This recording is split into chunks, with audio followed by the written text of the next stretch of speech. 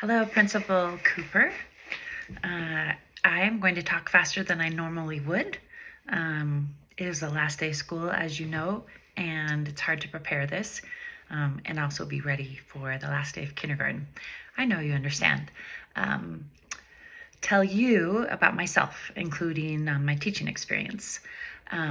Today is the final day at Gorley Elementary as a kindergarten teacher.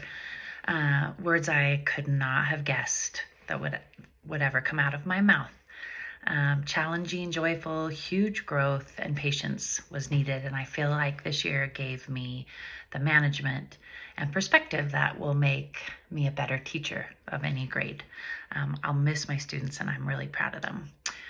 My desire to teach small groups of our multilanguage learners is, and also be in the same district as my teenage son. In Granite. It's what led me to take a one-year only position as an ESL interventionist in Granite. My small groups were kindergarten through 6 in a couple schools, and my understanding of those test scores, data, and collaborating with teachers really grew immensely from being in small groups in Granite. But I'm very anxious to land my forever school and build that staff and student and family community camaraderie and watch my students return year after year. I haven't had that long term, even working a couple years in Connecticut schools, and I really would love that in Utah and to be able to teach for a long time in a school.